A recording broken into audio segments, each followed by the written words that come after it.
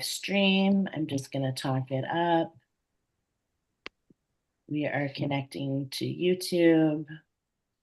There'll be a little overgap, so those who are joining us live, welcome. There is a small delay, so be patient as we connect as a group. I'm going to talk it up. Okay, so I'm seeing us live, and there is a small delay, so be patient with all of us who come and view with us live. We encourage you to join our container here. We have an interesting topic today. We're talking about wealth consciousness, the polarities, the space in between, and everything else. And so I've got the Pillars of the New Earth here. Can you say hi, Miss Jolene? Hello, how are you? How is everybody? Jackie, say howdy, howdy. Hi, howdy, welcome. And then Trish, go ahead and share. Say hello to everyone as well. Hello, so excited that you're here with us. Yes, we're so excited, and we're all in different parts of the country. So we've got Texas in the house, Colorado in the house, Illinois in the house. Okay. And we're super excited for anyone to join in with us. Last time we went live, Trish, we missed you. We didn't have you on with us. And we understand that things are coming. We were talking about the Pillars of the Earth Reach immersive experience coming up next month already. And we were all kind of showcasing a little bit what we were talking about. Would you mind kind of kicking this off a little bit with what's coming up for you to share while I let my dog, who's barking like crazy outside in the house, I'll be back in a flash. Be right back. So the immersive is already creeping up on us. It is April, 19th through 21st. Yeah. Salt Lake City, Utah. If you've never been to Salt Lake City, it is so full of life and energy, and you can literally taste the salt in the air. Like it's phenomenal. It's beautiful. The mountains are amazing. We have a beautiful lineup for you guys. We'll be talking shadow work. We'll be tapping back into the essence of the feminine. We're discussing manifestation. We're talking about self-love. We're talking healing. So we're looking forward to seeing all of our familiar faces and new ones as well. Look at that. Welcome back just in time. Just in time. Yes, we're so excited. And we definitely can't wait for y'all to join us today. And it was kind of coming up to all of us after, well, really, it was kind of popping up a little bit, wouldn't you say, Jackie and Jolen, when we were chatting, when we were live last time, there were little things that were popping up. Okay. Yeah. And so then we had a discussion after we got off, which happens a lot. And we were talking about like the polarity when it comes to wealth consciousness. So let's see. I feel like we should jump to you first, Jolene. I'm just kind of emceeing this, y'all. But feel free to jump in. But Jolene, what do we mean when we were discussing polarity? Like, can you kind of like what were we kind of discussing so that people can kind of understand our framework today? I mean, I think that there's a lot of fear that comes up with money. There's a lot of sometimes guilt that comes up with money. Sometimes people attach spirituality with not focusing on money, right? Which is true. That isn't our focus. It is a tool, right? So we don't want to, the polarities are greed, right? That's on the extreme of focusing on money. And then the other polarity is lack, right? Yeah. Lack and fear and not feeling you're deserving. So how do we come into that neutral place when it comes to money, when it comes to finances or anything that is abundant, right? Because abundance is not just money. It's all things in our life. So true. And that's important to keep that in mind more than anything, because sometimes people focus too much on money. Yeah. And Trish, I know you weren't with us before we jumped to Jackie, who really was like, all of a sudden, I remember when we were discussing and we were talking about it, she was like, okay, I got all kinds of stuff coming in. So as she does right now, I can see it on her face. But Trish, this is actually like a little baby for you. I know that. It's like something you wear on your heart. You actually talk a lot about wealth consciousness for many years, I feel. Right. Yeah. Before we even got to know each other. So, what is your view? What has your view been on that as, you know, yeah, share your view because I feel like it's really incredible. And I feel like it's going to be incredible what you're going to share. So please share. So I am with Jolene. I'm glad that she said abundance is in all areas of life. So I like to relate that to the Pentacles of Tarot. It's like the spokes on a wheel. Your abundance is it's your finances, it's your wealth, which is a lot of encompasses more than money. So it's your finances, your wealth, your health, your family, and your career. It's a bunch of things like, the 5 points on a star. It inhabits everything. It is what we need of the earth, right? It's the abundance on the earth. It's pentacles. It's the same type of energy. At the same time, she's talking about the polarities of grief and not having it. But where do these come from? This comes from our limiting beliefs. It's from how we're taught growing up. It is hearing the words, I'm broke. We don't have that right now. We need to wait till next payday. And that is what is instilled in us, not just from a young age, but even what our parents had and our grandparents had. Like a lot of us, our grandparents are part of the Depression. So we have that scarcity mindset coming from saving, coming from fear. And we have to learn to realize abundance is our birthright. We don't need to have those layers anymore penetrating us and holding us back. So it's time for us to kind of peel it back like an onion and release it so that we can be the magnet and just stand there and receive. I knew it. See, I knew it, y'all. I was like, she's gonna say something incredible and bada boom, bada, it's like boom, yeah, mic drop. What's coming in for you is Jacqui, I can see, and I know last time you were getting like collective energy, we're picking up on some of this. So can you kind of translate some of that conversation so that we can really frame everything for everybody? I can try. We do have Adam here. We do have Adam here, you guys. So everyone just say hey to Adam. Thanks for Hey, Adam. Hello, Adam. He wants to join our Zoom, and I'm trying to tell him, you're here with us. We're live. Yes. Drop your comments in the discussion so we can pull you in, y'all. We want you to participate. So, we got lots of people here. So say hello. We've got actually about 6 people here with us right now.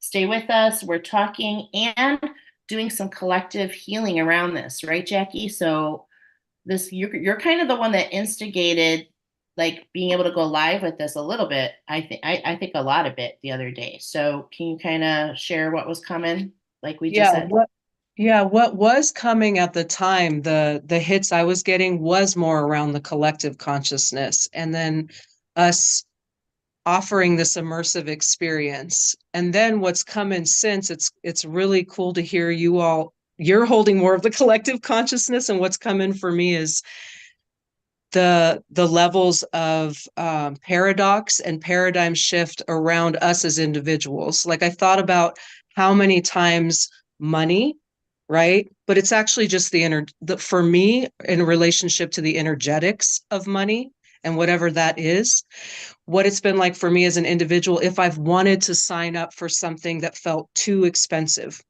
or if something came in where I was like really pulled and really called to do something around my spiritual growth, and money blocks came in, or other types of blocks came in around abundance. And so like how to honor this in a way. When we were all talking, we talked a lot about not wanting to be manipulative. A lot came in for me around not wanting to hustle people. I've had the experience of feeling hustled, and I've had the experience of being put in the position where I was in the role of kind of being manipulative. I was the one, being manipulative in the energetics, not feeling totally in integrity in how to charge monetarily, how to help heal that energy of lack, of scarcity, of abundance, because it isn't just money, right? Like that's a lot of how the It's just That's how a it lot- shows up. yeah, exactly. That's a lot of kind of what gets embodied there. And then I thought about our immersive experience and I was like, how the hell do we help offer healing around whatever's coming up in relationship to people with this and with the bigger consciousness, with the bigger collective?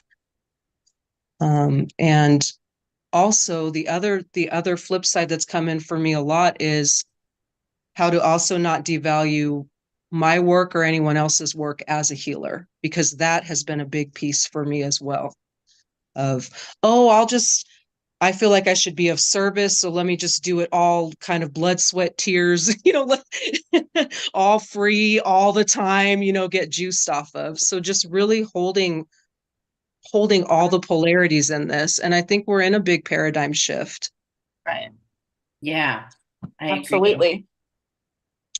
I love that. And I love that we're talking about this. For me, I've just kind of shared today because we're on Angel Insight because, I'm the girl with the tools, right? So we're going to be able to all share on all of our channels and everything. But I kind of really love that what's showing up here, y'all, because I just posted this relationship between the eclipses and how it's all kind of pointing to this relationships in all forms. And of course, money in itself is a relationship. And in fact, such a huge relationship that some people become so attached that they base their whole livelihood around money. And right before I went live with you guys, I got to sit in some of my abundance. I got to have some of my leftover cheddar broccoli soup with crackers, and it was so good. And I was like, man, at the last helping, right? See, that's how it comes in. And I'm sitting there and I'm like, why am I hearing? Because I went to the library a few weeks ago and I got a bunch of books. And because I'm doing some research on fairy tales, to be honest. And so I'm looking at, and all of a sudden I hear ugly duckling. So I feel like this is a little bit related to what we're doing here. Like if we kind of relay it to a story, because it helps us digest better, right? What we're talking about. So yeah, so we're kind of talking about the ugly duckling and and we all kind of know that story, right? So like, this swan, right? Didn't know, was kind of like birthed and cracked open and made to feel ugly and just really tried to attribute to something else. And so what I'm trying to say is for a lot of people, this runs into that attachment of money. It really, or like the Joneses, like being able to, and I know happens for me. It's like, and as I'm saying, it's a shadow. So we're doing some shadow work today collectively, and it's also going to hit each of us in our own way. And then if we look at some of the things we shared earlier, which I love, see, I'm just loving this, and it's hard to translate. But there's this whole idea of telepathically meeting in the shadow space to liberate. And so that's kind of the message that I want to bring here today that's coming through for me from my end of this box, this container that we've created. So we want to encourage anybody here to talk with us, of course, right? So do you guys just tap in together and just see what's coming up and just let the conversation come? And then we can tag back in, or where do you feeling like you want to start? So I'd like to, whoever the audience is right now, because I can't see comments, but I would love to know, what did they hear growing up? What is their relationship with money? How did they see it? What did they hear their parents saying? And more so, if they have children, look at your children, if they're of a certain age that they can have this conversation with you and ask them, how do I relate to grandma or grandpa when it comes to money? Am I doing something similar? Am I doing something different? What do you see? Because that gives you a whole different perspective that sometimes we tune out with our parents because now we are the parent, but our children will pick it up. So if you can have that kind of open dialogue with a child who's, of age and who can speak it to you, I think that would that will be a really big eye opener for many. Yeah. And we do have 4 people on with us. No new comments, but we welcome those. So we'll share them as they come up. No new comments. I just shared us also to my page. So Okay, cool. uh, So, well, does anyone want to share how they grew up? I mean, I certainly know how I grew up related to money. One of 6 kids. Jesus, Murphy. We could talk forever about that. I'll share since I brought it up. So Yeah. I am from a broken home. My parents divorced when I was like 10, 11 years old. Although they were not the typical divorced parents, they remained friends. My dad lived down the road from us. He still attended, doctor appointments and this and that. If we got in trouble, dad still came over and was a disciplinary, right? But what we saw more from my mom was she worked and worked many different jobs, and she was always saving. So we knew she was always saving. Anytime we asked for something, it was always, no, we can't afford that right now. Or no, we don't have the money for that. But, we grew up, with that mindset and that being spoken to us. But when a holiday came around or our birthdays came around, what we asked for then is what we received. So she didn't teach us to save for what we wanted, even though that's what she was doing and sharing with us. We still got the limiting scarcity mindset. She did not share, saving, working for this, doing this, it was so different. It wasn't until I grew up when I was like, oh, okay, that's what mom is doing. Because it was always like, we're broke, we don't have the money, but then somehow we always had the things, right? So, and I try to tell her now, I'm like, Mom, you're not matching, you're not in alignment with what you're saying. Don't do that. You're hurting yourself now. Now I know better. And so I'm reteaching her. I love that. What about you, Jolene? What was your relationship like with money growing up? It was really actually similar. Both my parents worked very hard. My mom was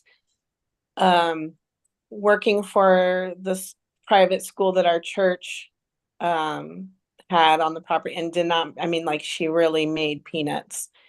But she did it so that we could go there for free, tuition free. And so I saw my mom doing exactly what Jackie was talking about earlier, about how, and I have fallen into that as well, where you give of yourself more, like it's not reciprocal, right? You're giving more than what you're getting back in return.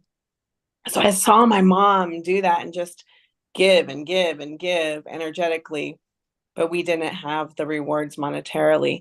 And my father was working hard, and he was working graveyard, and he was going to school to become a funeral director and all these things. And we would ask the same, a very similar conversation as what Trish was saying. I would ask for something and we never had enough money, right? But we did get stuff at Christmas time and birthdays, but we did not have a lot growing up as well. So that's been something that I've had to really change, and still I haven't perfected it, but I've been working on it. I'm much better than I used to be, as far as my relationship to money. But yeah, our growing up is so huge in how we receive abundance as adults, for sure. For sure, definitely. Another thing we have in common, my mom also worked at the school for tuition. I tell you guys, we just have so much in common. What about you, Jackie? What was it like for you? Similar or different? Just a lot of mixed messaging. My family grew up, we were on welfare. We lived in, like government housing, and then when my mom became a single parent, she worked her butt off, but it was very confusing around, she was a car salesperson. So we would have a lot of money suddenly come in, and then nothing. Nothing. And my mom's relationship, at least my experience, was she didn't save. She didn't talk to us about money or how to value it, how to not. It just would be there. and there'd be a lot of extravagant spending for a second and then nothing. And we'd be in a lot of scarcity, not have food, have to go back on welfare. So just these really extremes that just constantly cause stress. And also, how do I develop a healthy relationship there then? Right. And then I'm one of the few that, got a formal education. And when I started working as a therapist and in San Francisco, it was such a different relationship to money and abundance. There was a lot about like owning your worth, monetizing it, right? Like almost to the other extreme of like, yeah, be proud, kind of be a boss lady. And Yeah. I didn't know how to make sense of all that while I was getting my education and working like 5 jobs to supplement. So there's always been this really interesting dimension, a lot of dimensions there for me in relationship to this. And so I'm just curious, like what gets kicked up for people, around all of this. I'm so curious, even what's Right. coming up with the folks that are watching. But yeah. I think we're doing a great cross section, and I'll finish it off because my experiences, as we're all just a little bit different and yet so similar in so many ways.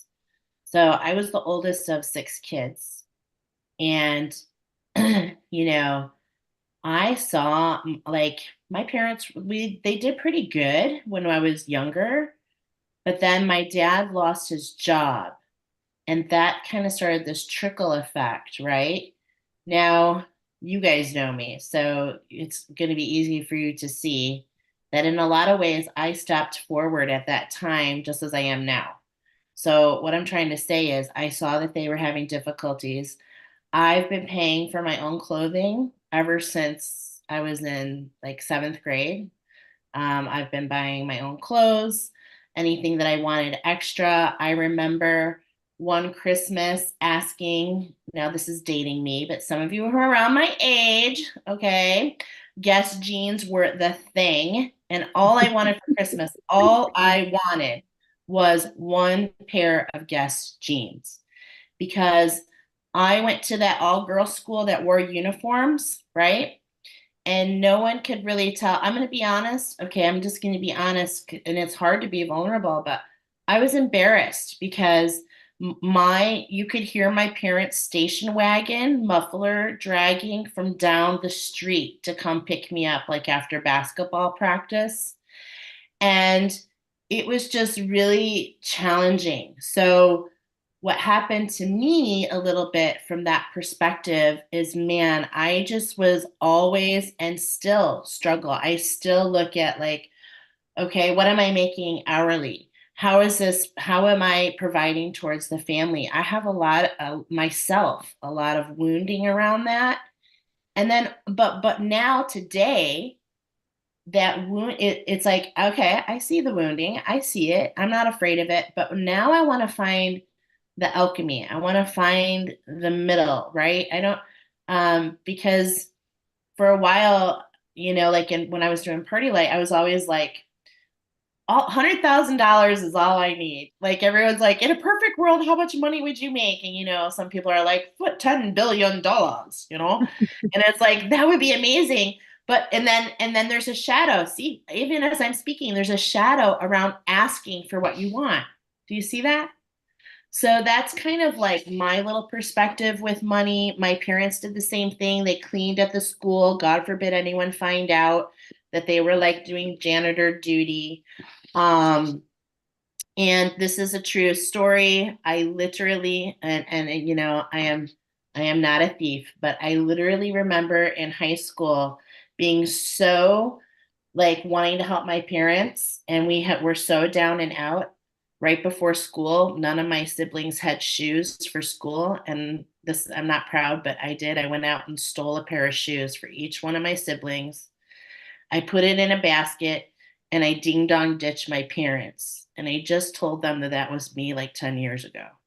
So that's my story related around money, which, I think is pretty involved, to be honest. So I like this conversation. And I think that everybody has their own story, right? And I think that this is a nice cross section. What do you guys think?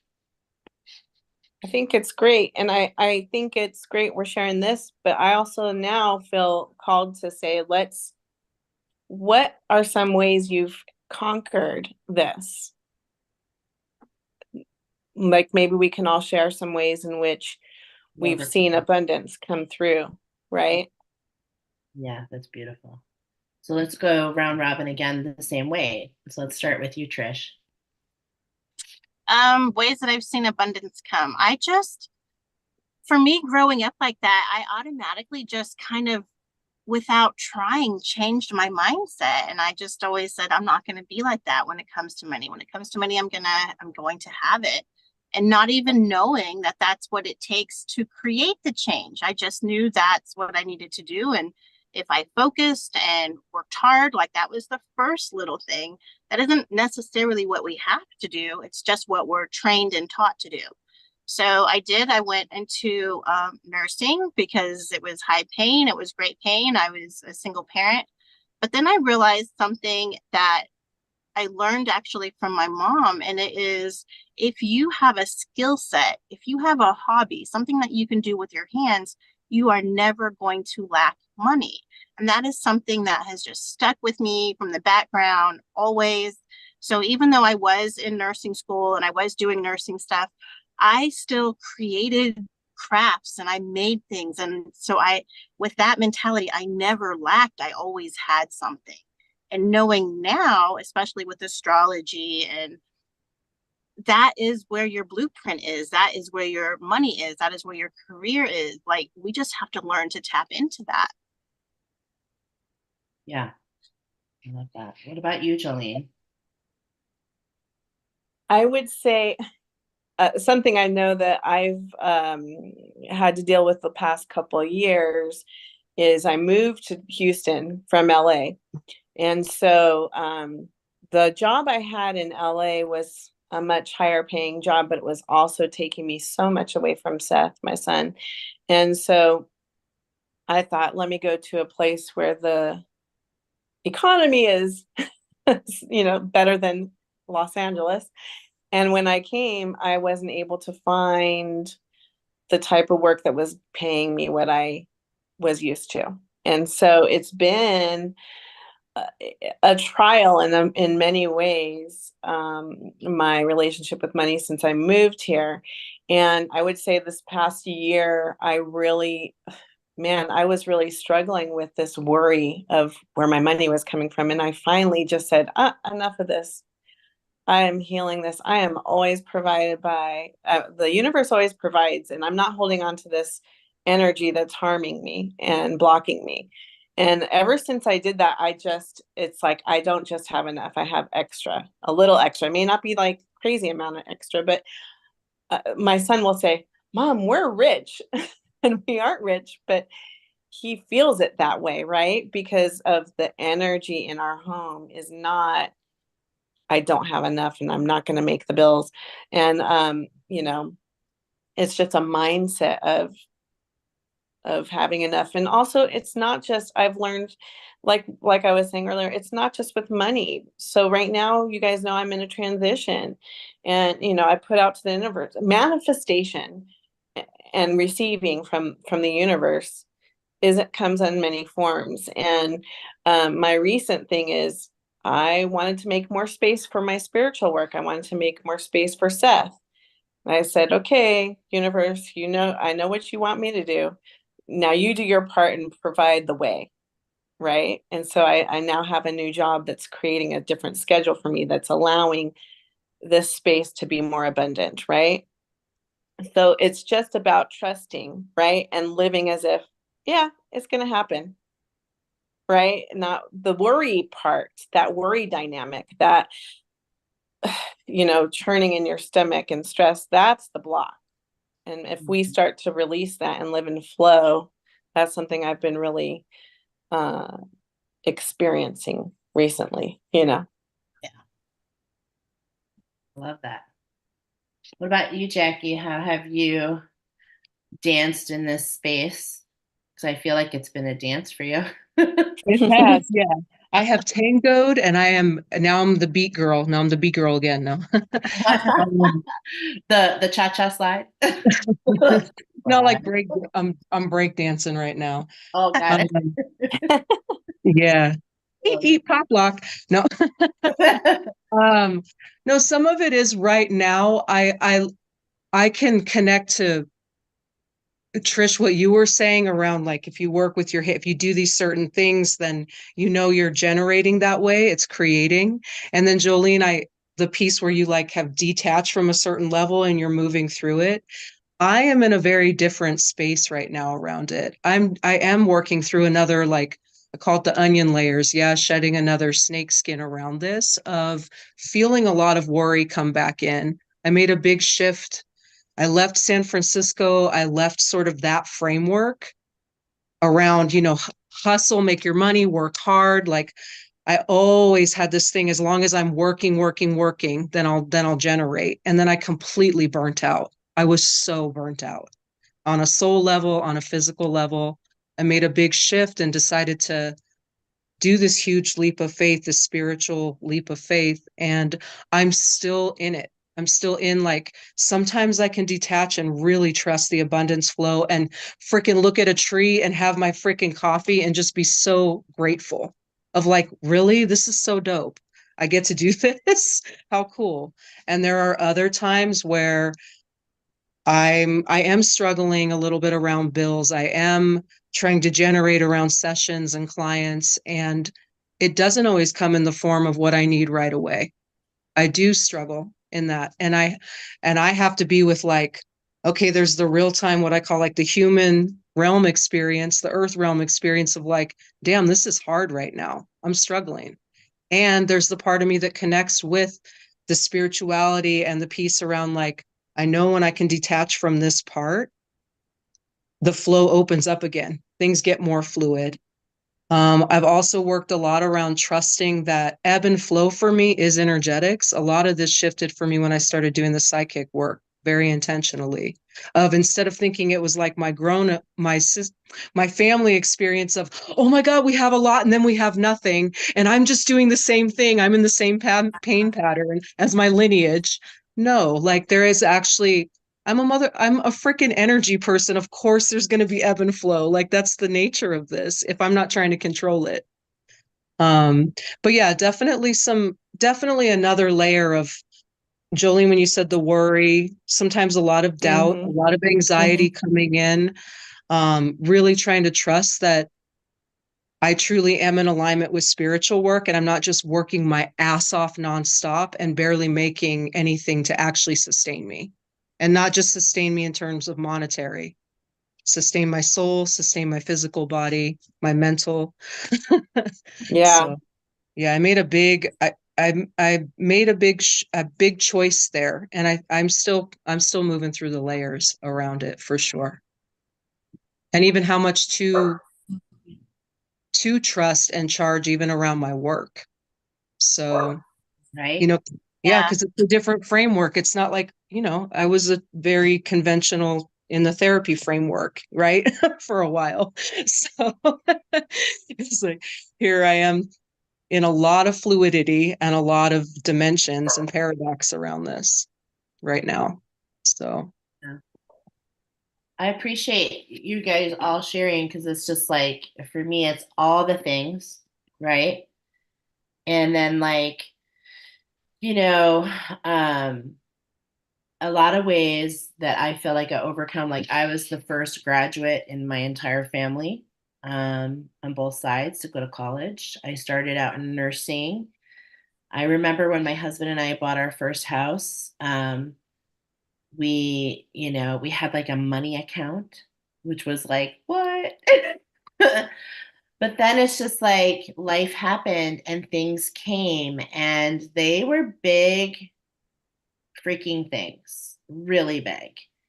And it became very, very difficult. And I just want to shout out to all the people in my life along the way because there's always been this. I don't know how to package it, but I do understand it. There's always been this way that I try, that I don't try, that I do show up And I feel like this is based on, I mean, and this is something you guys do too, so I want to point it out to you. It's like, as we do one thing, we do everything, right? And so when things were really falling apart, I mean, I've gone through bankruptcy. My husband and I are 100% entrepreneurs. So I hear you guys, like, we were like close to being, homeless, to be honest. And it's just like, and I'm telling him, I'm showing up for my husband and being like, don't freak out, because he's like harnessing all that worry, and it's just, you know what I mean? And I'm like, no, no, no, babe. You got to let it go, let it flow. Things are falling apart, so they can fall together. I am the epitome of the freaking silver lining that there ever was invented, right? And that's just something that's really kind of helped me really in my whole entire life. And as we're talking about abundance, it's like it comes in health, and we've had some health concerns, as I know many of you as well, or your family yourself or your family. And it's like you could have all the money in the world, and it's like you would trade it in 10 seconds. Wow. Okay, there's an emotion. To hear that your son is cancer free, you know? Like, there are moments in your life where the money doesn't even matter. And so, as much as I know that it's like part of living here, I've done a lot like you, Jolene, and I think we've helped each other, and all of us have like reminded each other, like, hold on, because it does feel like there are some big paradigm switches. There's big things happening, you know and I know that for me, I just refuse. Like, it's hard because I go back and forth. I see the things I say to my children, and then I'm like, no, wait, cross that out. Let's change it for you. You know what I mean? Because you want to kind of break that, what we're talking about, that polarity, that you got to work so hard, and you start to see it in so many ways, and you start to hear people, like, for instance, like school, like how they spend so much time in school and how it prepares you for the work life, and how so many times we talk about like that we're conditioned to work. And so as parents and as individuals, it's not that we have to fight, because when you fight, it's like when you hold that you attach, and then it seems like you kind of go down with the ship. Does that make any sense? And so it's so it's kind of like, how can we all collectively, because I think this definitely, oh, we lost Jolene, she'll be back. How can we not go down with the ship? Are we on a ship? Can we get to land, people? Do we get in the rowboat? Do we blow up the floaties?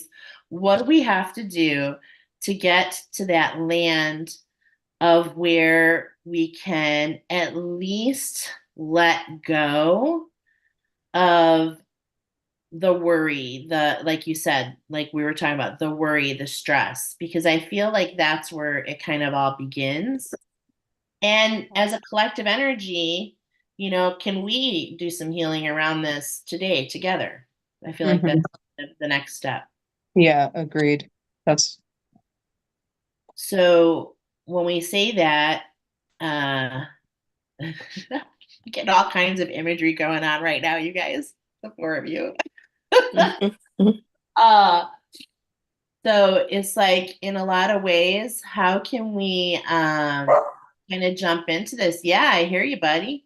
How can we jump into this and kind of do some unraveling? Is what I'm getting. What about you guys? What's coming up? I'll just work right here. Do my part. I think that everybody, what I'm seeing or what I'm being called to say is, go to a place where you were taken care of and everything was taken care of, and you felt nurtured and loved and provided for.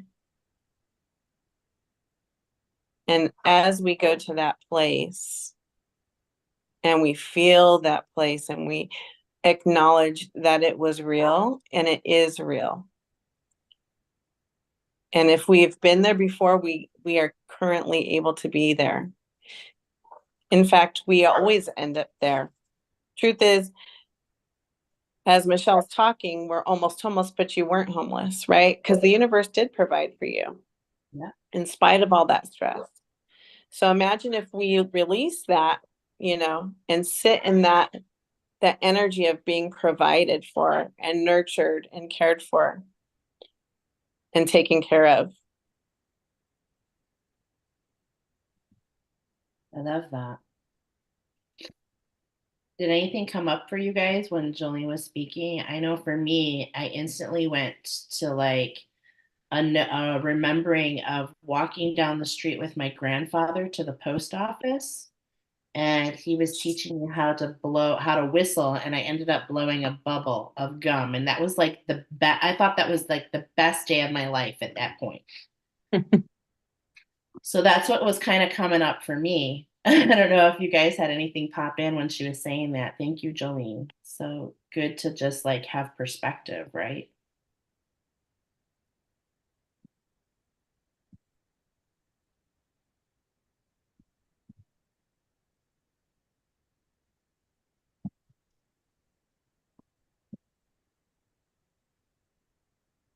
What about you, Jolene or Jackie or Trish? Anything come up while Jolene was talking or for yourself that you want to share? I had a lot of wanting, like, I think I'll mute just to be but a lot of making sound to help move some of the energy. And then I also had a lot of the shadow layer, I physically channel. So I started to feel because I was looking at the collective, the consciousness, like, what is this as in a group energy? And I saw a lot of like, Jackie Lens, of course, but like the Dementors from Harry Potter and kind of this wraith energy. And I got really sort of waves of nausea in my body and this, right. And I'm like, oh, cool. I'm channeling the anxiety, the worry. Because Jolene, it was cool. You were holding that, right? So it was just like, ooh, yeah, to feel into that experience of feeling very like secure, safe, stable, supported, right? Just an experience to let that translate. And then here I am, I'm like, oh, I'm feeling the other side of this right now and wanting to make some sound and like wanting to offer some healing around this consciousness piece of like, okay, so the wraith energy, the dementors, the way this worry and it lives in the physical body so much as well, right? And so I was like, okay, how can I offer healing around this? And a lot of sound wanted to come up and out. I Just say like, go for it, women. Show your skills. Bring it out. just blast some shit out. Go. Blast the pipes. Yeah. Use the pipes. uh, so yeah. And then of course, my classic swaying.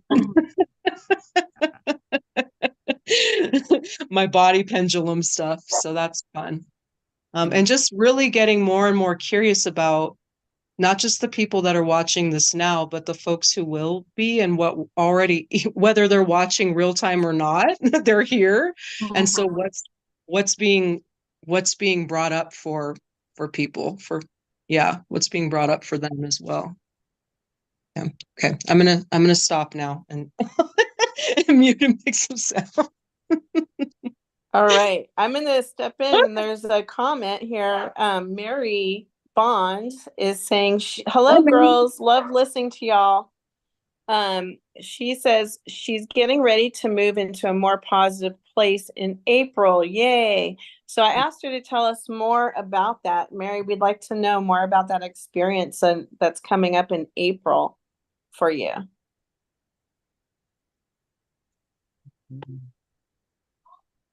When you were talking, Jackie, about like the Dementors and stuff, I kind of like swung into that perspective, like what you were seeing, because that's what I love about this. I kind of feel like we have the ability to look and observe the different parts of the structure, right? Is kind of what I'm getting here. And I immediately felt when you were talking, and I want to throw this out, is like, I felt this heaviness on the front of my chest. So what this always speaks to me about is like the heaviness of that's the things that we put into the universe. Okay. So this is what I was picking up collectively. Collectively, we're feeling kind of burdened a little bit with some of the energies we put out due to the dementors, due to the chipping away, right? The Michelangelo kind of thing going on, chip, chip, chip, chip. When am I going to be a masterpiece? What's going on? And then it's just like, and then there's these times where I say we because we are all, right? We all do this. It affects all of us, no judgment, okay? And in fact, I feel the more we talk about it, the more we come together. And it's like those are that is how shadows are created, right? Because we take, we say, we do, we feel, we put out into the universe energies based on those worries, right? And now they're out there. So let's kind of build off of that. How can we heal those? You see where I'm going there a little bit, y'all? Yes. I say y'all because I think we're going to Texas now, do some line dancing.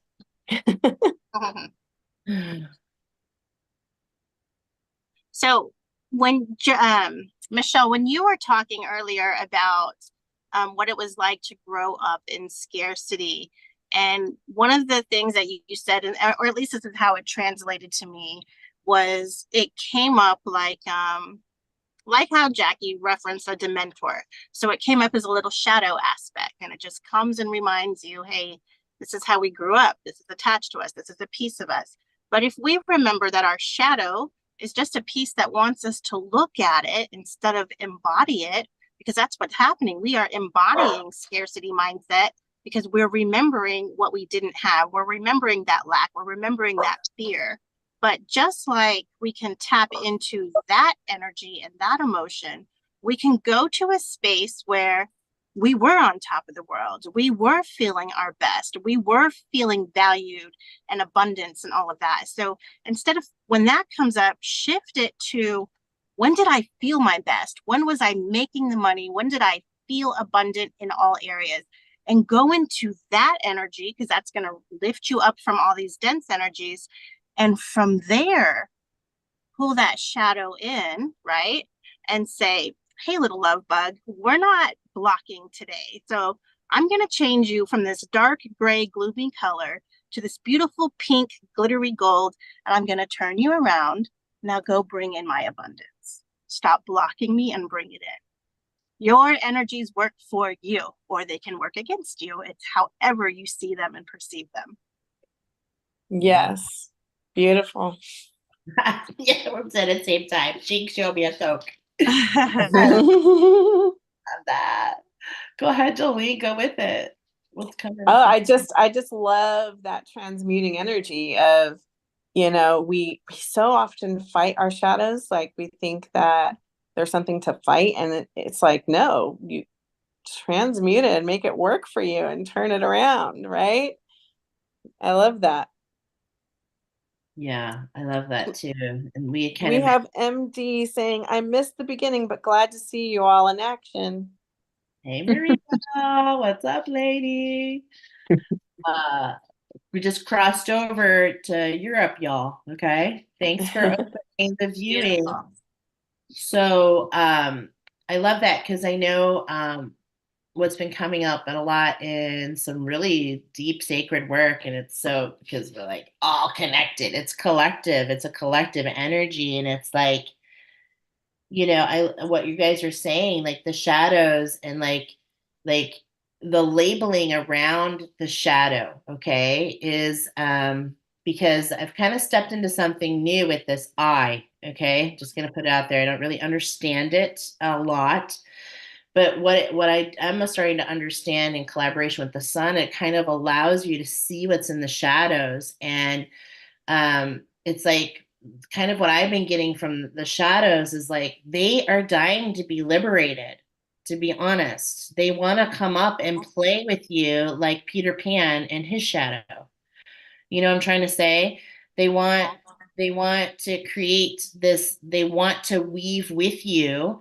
And I love this energy because of where we are. This is what I've been picking up in the animals, and it's really coming in because I've already got animal wisdom coming in again. I'm not going to go there yet because I don't want to steal the thunder, but it really is all about like including that polarity. Remember we were talking about the like some will say the black and the white, okay? What are shades of gray? And then like we said, and I remember very clearly, Jackie, you said, fuck the shades of gray. Let's add some color, yo. Oh, that was me. That was Jolen, yeah. Or that was Jolene. I can't remember. It was one of the J's, and I was like, yes. And so, but I How love, about some red and magenta and some yeah, turquoise? I love that. Because, if you look at color theory, if we just take color theory, right? White is no color, black is all color. So shades of gray is a mixture of both. And how brilliant would it be if we could just, focus on this and that? But the shadows, okay, I'm being reminded, I'm going to go back to what the shadows are trying to speak. The shadows are saying, but when your communication, your rays, the way that you communicate with the universe is in line, in unison, like a mighty morphin power ranger, so to speak, instead of just being the pink Power Ranger or the yellow Power Ranger, you get to jump in the Megazord and you get to do some powerful work. I'm doing a shout out to all the boy moms out there that know what I am talking about. Okay. So that's kind of like what I feel where we're going. It's all about being in balance. And we often talk about, a lot of people talk about what that means, but it's like if we look at the black flame, the blue, which is really the flame between you and your shadow, really. I mean, what do you guys think about what I'm saying here? Do you see where I'm going here with like your energetic and how it communicates overall? Hmm. I don't know if that's translating, but like what I've been learning as an energy, like we all have different facets of energy work, right? But what I've been learning a lot and working with the crystals and the plants and attuning to their frequencies and vibrations is in a lot of ways as a tuner, okay, you can kind of pluck different chords, if you will.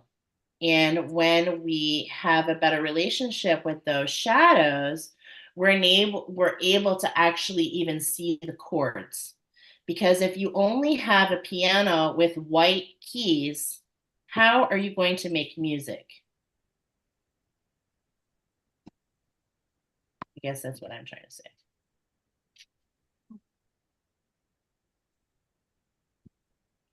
All right. Is that Love confusing? that. I was like, is that confusing? I don't know. No, that was a good analogy. That was a good analogy because, those black keys bring in some depth, right? Yes. We could make everything sound cheery by playing just the white keys, but we are moved when we bring in those black keys on a deeper level, right? So I'm laughing so hard. My guys are hilarious because, if any of you have played the organ or the piano, have you ever played the oh yeah. okay. And so there's the opposite pole of only playing the black keys. Right. Okay, so it's kind of interesting that we can go either or. Heart and Soul, that's the name of the song. What's that? That the name of the song that you're talking about is called Heart and Soul. Ooh, Yeah. I want to say something. MD says, great advice, Trisha. So I want to pass that on to you, Trisha, since you can't read the comments. Oh, thank you. That's amazing. So, all right. So it's kind of interesting in my mind's eye. I'm just seeing like a scattering. I don't know what if you guys are tapping into this collective energy here, but it is just like there's a lot going on right now. Well, I mean, there really is legitimately a lot of things going on within our economy, right? So it makes people afraid, especially they're watching the news, whatever. But Do you guys but I watch the think news? that, I'm just go ahead. curious. What were you saying, Trisha? No, I just want to ask back, Jolene, do you watch the news? Trish, do you watch the news? Jackie, do you watch the news? I don't watch it much, honestly. Same. I don't watch it Yeah. much, but just because I have my things about being in a certain place energetically, but I know that there's a lot of fear because of the conversations going on. And really, the truth is, what we're trying to get at is we create our own reality no matter what is going on, right? No matter what the news says, no matter what is going on at work, no matter, somehow there's always a way, because we're rising above that timeline. We're rising above that energy, that frequency. And so can you. We can all tap into that. She also says, also great analogy, Michele. Oh, thanks, love. Well, thank you, darling. I love it. So, what else is coming in? It's interesting because now the third eye is starting to kind of feel it, like a lot of people like connected with that heart, connecting with that liberation of the shadows. We can actually expand our vision, right? We can Yeah. see with more depth. We can see, spaces that have eluded us. And I think this is going to resonate. Like that phrase in itself is very loaded, because some of us grew up in trauma, But what I love is I feel, as someone who grew up with a lot of trauma, and not just in the money space, in a lot of different ways. Um, I feel like that has enabled me to be stronger.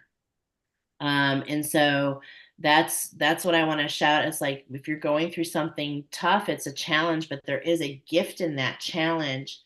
It could be a perspective, right? It could be the ability to help somebody else through the same thing. Like, and those are all terms of abundance, actually, if we look at it. Jackie, you look like you want to say something. I usually have that face now. So take the reins, my friend. It's a resting, look like you want to say something face. No. No. Okay, a little. No, just No. I'm really okay. I almost had this moment of like wanting to present or not be totally transparent about what's coming up for me. I have been in so many spaces where there was a lot of spiritual bypass around this.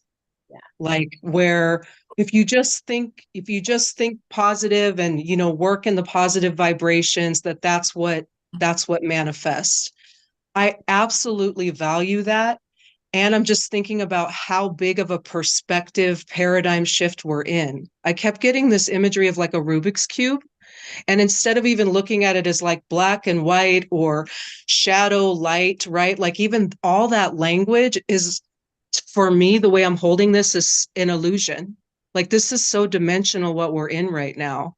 And if I just saw like some people's shadow is that they go to Sparkle Juice, their shadow is that they feel happy, right? That's their layer that they need to engage with and communicate with, is what is it like to celebrate or feel happy or feel pleasure or joy. That could be their shadow layer for their structures.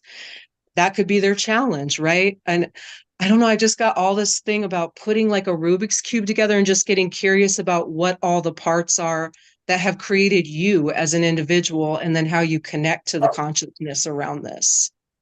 And so like us just getting really curious. Like I don't think of it. Yeah, I did say the fuck the gray part, and then Jolene, you had the amazing thing. What about all the colors in there? Right. And Yeah, I'm thinking about like, yeah, we what tag all team. like what's all in this between space, but even the illusion that there's a between space. Like if we're just putting the parts together, right? Like piecing everything together, it's so cool to just hold one part and sort of explore that and see what healing it needs. And then, I just love this idea of like, it's sort of like if I'm clearing out my closet or organizing or clearing space or moving energy around all this, a lot of times I'll make a huge mess before I can clear. Yes. Right. Yeah. And I mean, even calling it a mess, that's a label. Yeah. But yeah, there's something about, and also Trisha, what was coming up for me is when you mentioned transmute, it's like how each of us also transmute energy. I tend to feel it more. I tend to channel more of the shadow, right?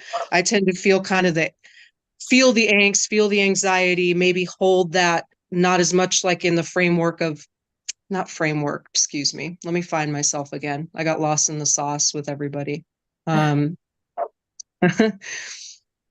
Like hold yourself in that space where I will transmute it through my body, through the emotional part. Like I call it releasing the krakens, but it's like I'll be feeling it in my system as if it were actually defining me, whatever the wounding is, whatever you want to name, trauma, shadow, all those. But it's because I trust that my systems, my plural systems, know how to release it. Like I'll feel it, I'll be in it, I'm in all the heaviness and all of it.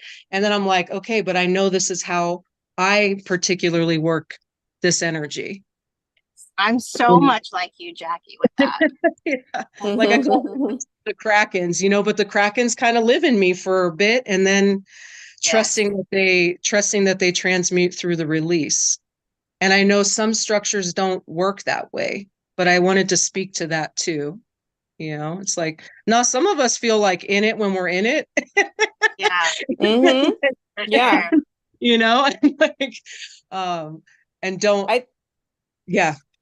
I'm grateful you brought that up because I do think we need to feel it and not just sweep it under the rug, right? We need to feel it so that we can transmute it and release and then receive the love and light, or just healing even feel that portion. like breath, the spaciousness. Yeah, there's something really, and again, now there's also, right, of course, with everything there's dimension, and there's also where I myself, and I've watched a lot of other people and beings also get stuck in it, right? Feel stuck or get a little trapped in it for times.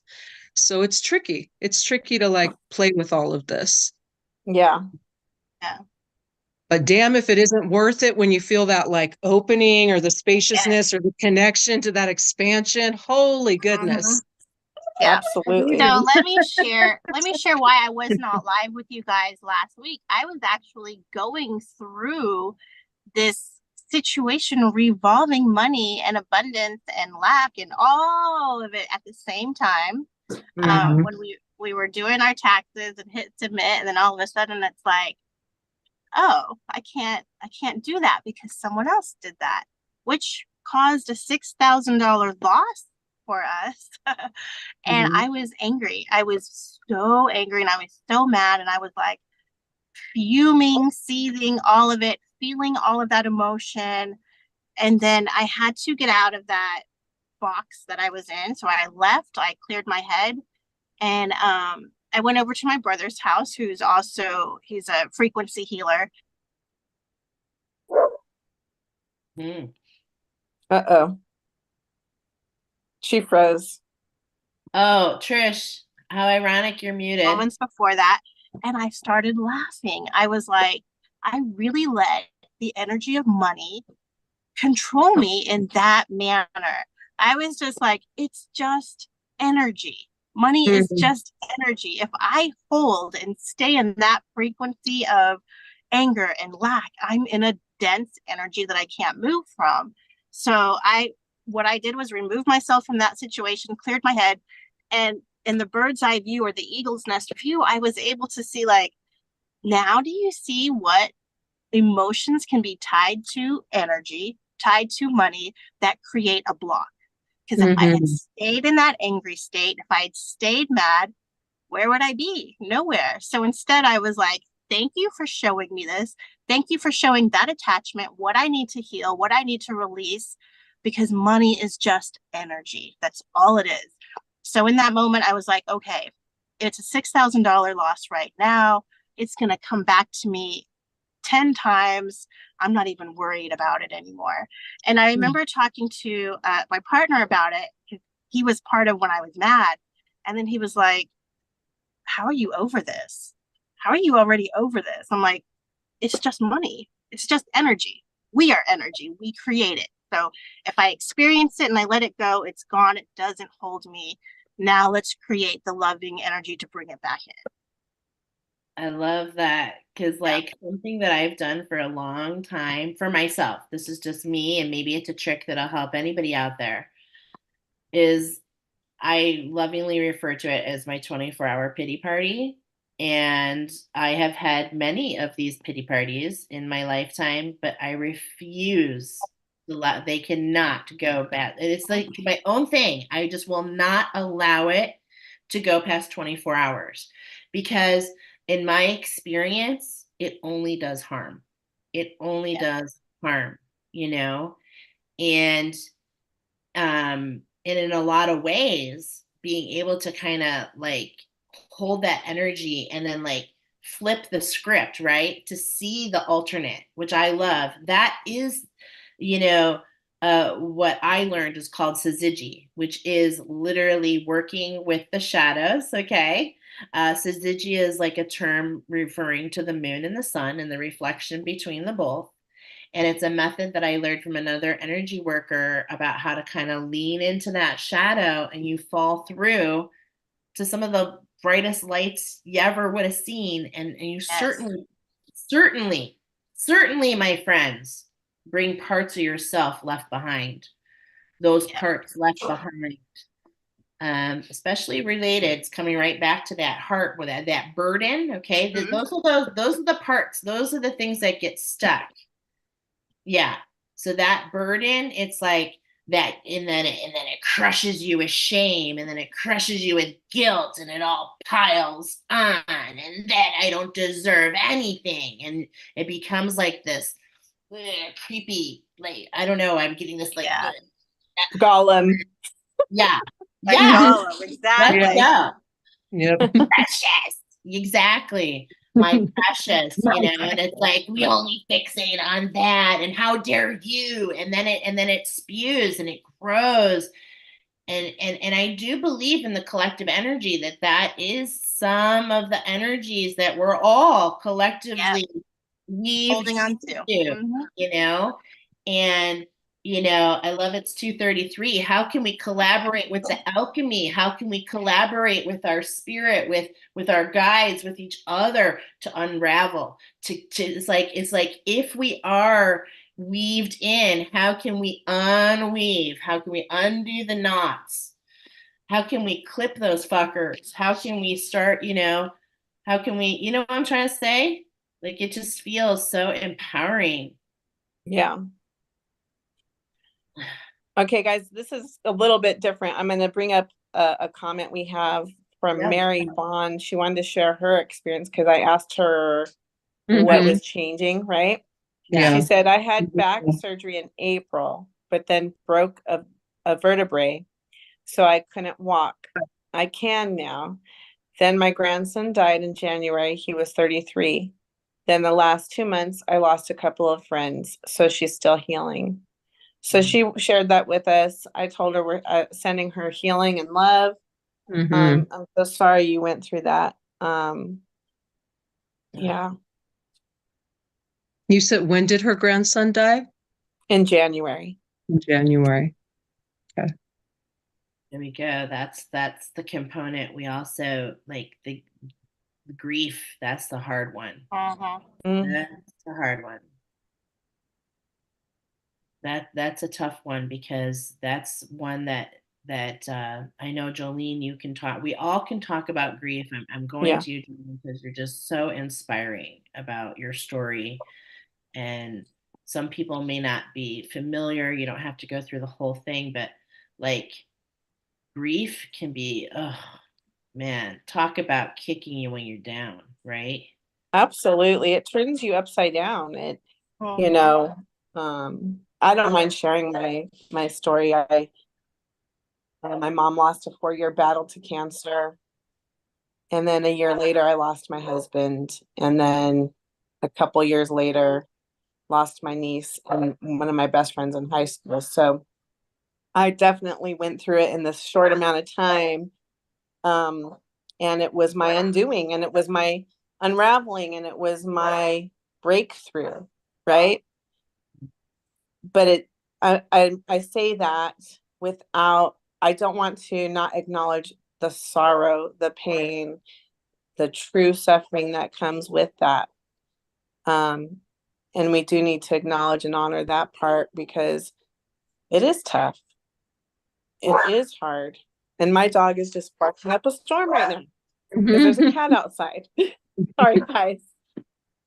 Wants to send some healing. Those dogs, they love.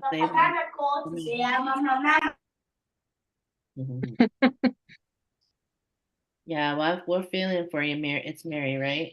Mary, yeah. Yes. May your grandson's memory be eternal. I know that my father, who I've had an interesting relationship, what's coming up right away is like we go through this season. It's like different seasons hold different patterns, and I'm getting pain patterns. And so as we get older, we become all too frequent with loss, and it's a type of loss that we don't register as we do when we're younger, okay, because there's so many types of loss, right?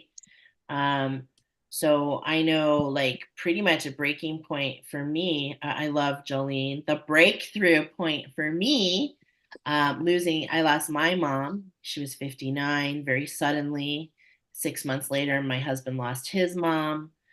Then I found out my father-in-law had Alzheimer's, and then there was like a new marriage. There was like all this stuff going on.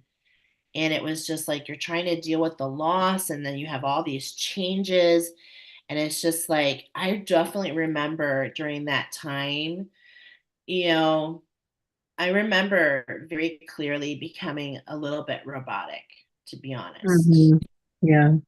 And I want to encourage you, Mary, as hard as it may be, to really fight that, to really fight and allow yourself to have the feels as they come, and all the feels. So like, so if you're having, that time where and that's the same thing. Like I would hold my mom, or, my mother-in-law, who I helped care for, and, and now I still feel this come up around, certain things, right? They pop in always and forever. And, it's just like, it's not that it gets easier. It's just that you kind of just surrender to the bigger picture, that everything that is taken from us always comes back to us in a new form if we allow it. And so, Jolene, I went to you because you just like show that in so many ways. Oh my God. So awesome. Thank you. So awesome. Well, you come to a point where you go, okay, you have to make a choice, Yeah. Am I going to spiritually and emotionally die, or am I going to choose life?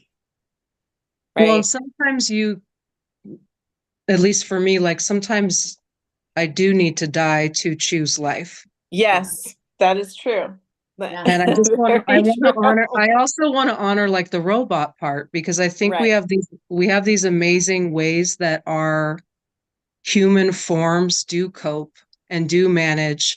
And sometimes being in the robot means that eventually you open to your feels, or some people are very in feeling and then go into a little bit more of the separation for a moment. Do you mind saying what Mary talked a lot about, what had happened in her physical body? And I feel like I was tracking that. Jolene, do you mind going back to her, Mary, if that's okay? Yeah, she broke a vertebrae and she couldn't walk, and had back surgery. Well, she had back surgery first, and then she broke a vertebrae and couldn't walk, but now she can walk. Okay.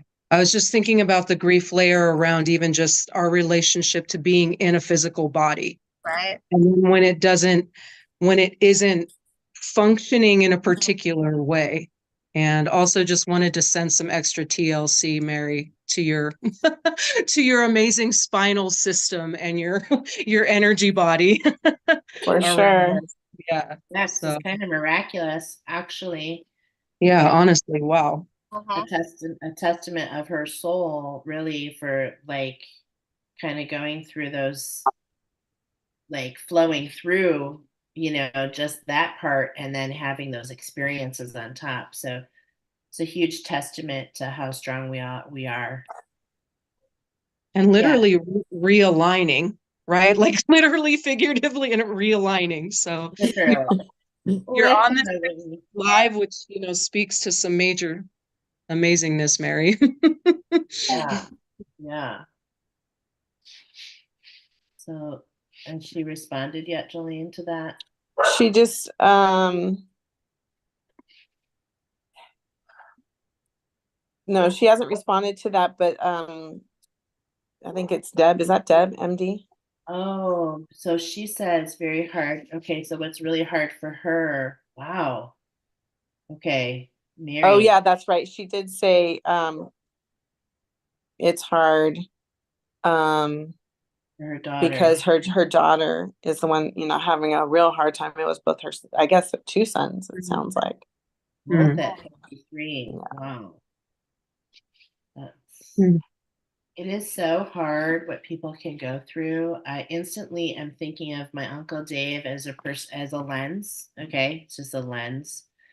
Um, my Uncle Dave, who lost two wives, a daughter, like it's just like, and he's like, he's in heaven now himself, or wherever he is, he wherever he is. But you know what it is? He's having a great time, and that's what I loved about my Uncle Dan. But we got to make sure we check on those people that we think are, what's coming up is to really, even the ones that we think got it handled, we gotta check in on them. And I because think we especially need to check in on them yeah, Right. because those are the ones that, yeah, the I mask. mean, when people are holding it all together, that doesn't mean they want to be the one holding it all together, right? Yeah. So you need to let those people have a time of releasing and just letting everything fall apart, you know? And sometimes it takes another person coming in and saying, it's okay to fall apart. I'm here, I love that you're saying that. I you think know? that's a big part of what we seem to be offering in this Right. immersion. Yeah. It's like, Yes, it you is. know, It's a chance to let us let us support you and whatever needs to fall apart or piece together or however. Yeah. Yes. yeah, for sure. Because, if you're feeling drawn to our work, feeling drawn to this in any way, shape, or form, whatever it is, it's like you definitely have a perception of, well, your soul is definitely suggesting, maybe for some of you very strongly, um, that even though your mind may not be able to wrap around it, in a lot of ways, your soul is already hugging there. And that's what I Yes. was doing. Yeah. Yes, that Let is me so read true. some more. Oh, go ahead, Trisha. Oh no, I'm just agreeing with Michele. If it's on your heart, if it's pulled to you, it's because it's already yours. It's your reminder. We Oh, just got to get out of the way so it can come. Yeah. truth bombs, truth bombs. I'm gonna read some more comments. Let's go. We have bless you, Mary. It is all consuming. So she's talking about her own grief now. She said, my mom couldn't get through to me as I was grieving so deeply. So she contacted her cousin and did automatic writing. Ah, So wow. yeah, and then she says, yes, they are masking it. Yes, I mean, so often people do mask uh to continue to just survive, right? And so they seem strong, but they're really in survival mode, you know. I agree with that. And then Mary is said, thank you so much for the good energy. She appreciates the healing we sent her. So I love that. Who was talking about the automatic writing? Yeah. Maria. MD, Okay. I think. I love that. I love that because I know when I turned 18 and I was getting ready to move out of the house, that is one of the top 3 things that my mom taught me. For being on your own, you need to learn automatic writing. I was like, okay, so I love anytime I hear that. Oh, yeah. Yes. So I felt called because we're talking about medicine and just like overall for grief. I just felt called. This is my medicine cards. So there's the ability of this fast moving energy to come in, and it's the buffalo here, which I know speaks really loud to all of us today. And there's so many perspectives that we can go with the buffalo, but what, gosh, it's just coming back to you, Mary, and what we're all talking about. It's connecting. Maria, thank you. See how community comes together to hold each other up? Is like, this is kind of talking to me a little bit about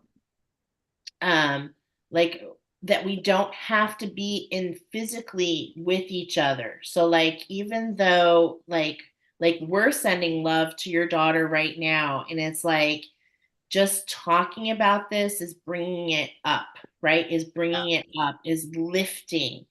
And it's like, this is what is so beautiful about this energy. And I'm feeling with the buffalo, of course, it's giving us a number 19. It's talking about an ending and a beginning. And it's all about the perspective. Do we see it as a sacrifice or do we see it as service? And how can we, talking about the space in between everything that we're speaking about and what hits you, how can we be one with the clarity to see those two polarities of sacrifice and service, and in ways, how can we show up the way we feel called between those two poles, is what's coming up right there related to this piece of this grief. Because and it's going deeper because of course these are the Indian cards, and they're from many many tribes. Okay, this medicine, and it's like we're getting to the tip, right? There's like this wisdom, and sometimes we don't understand or grasp or can hold on to the wisdom in the sacrifice, in the service, in all the stuff in between, as we're talking about this polarity, until we go through those experiences like we're talking about.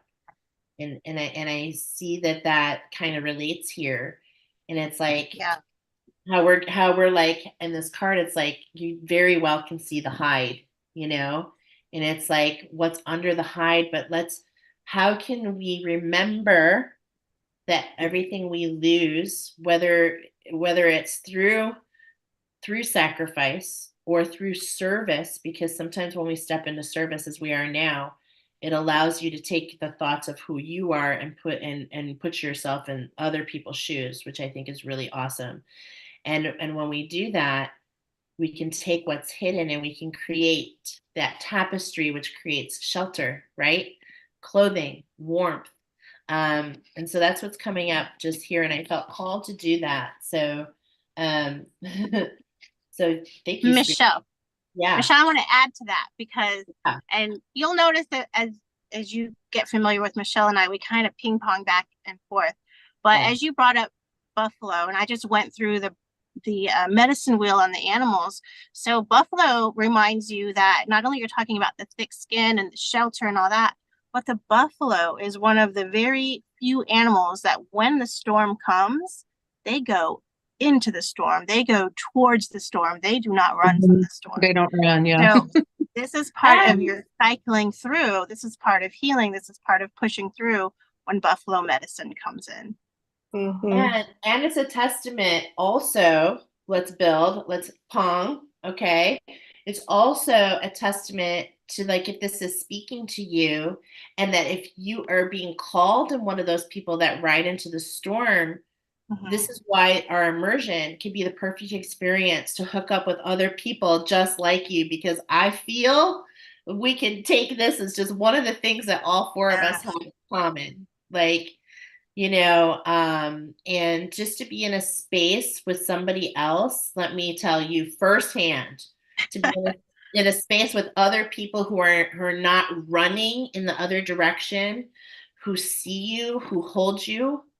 Oh, Yeah. it is unbelievable uh what man I'm the word first comes crystallizes and then comes catalyzes within you, and it's just like so much. Wow, that was cool. It That is was amazing. cool. So one thing, since you brought up the immersion, one thing I'll talk about, and I was explaining this to my sister-in-law. We all know that, I guess everybody watching or listening, they identify with being an energetic, or they identify with being different, or being able to feel and know that, maybe to some degree there's magic around us.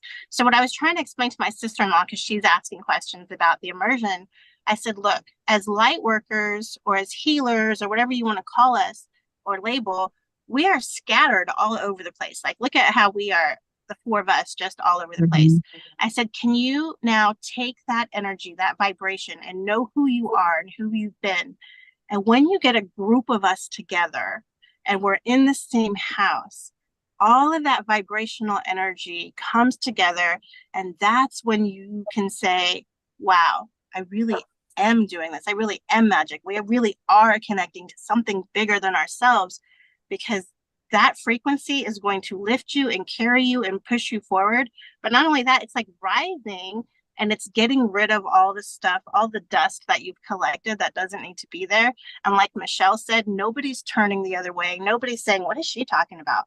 We all know, we're all part of it. And it all comes together and just lights up the whole surface, the whole space. You feel the love, you feel the healing, and you walk away with this floating, elevated, liberated, like you can do anything. And once you've experienced that energy, now you have a new level of high vibrational that you can tap into that memory and go beyond from there. Like, I love it. It's amazing.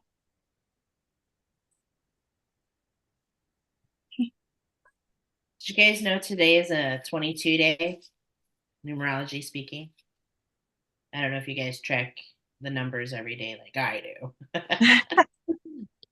I don't think I even know what day it is. This is my first day off in 3 weeks. So Right? Yay! So let's point it out for just a moment, y'all, because we coming together, whether you're here now or later, you are tapping in to the power of the number 22, because we've got March 11th. We're, of course, on the year of abundance. So this is a great conversation, because this is the year of abundance. This is where we align to what's infinitely in our heart. This is where we understand that we manifest, on earth, we bring heaven here, right? That's a lot going on. Yeah. But yeah, so if you take 3 plus 11 plus 8, little math, 22. you get 22. So 22 is a master builder number, okay?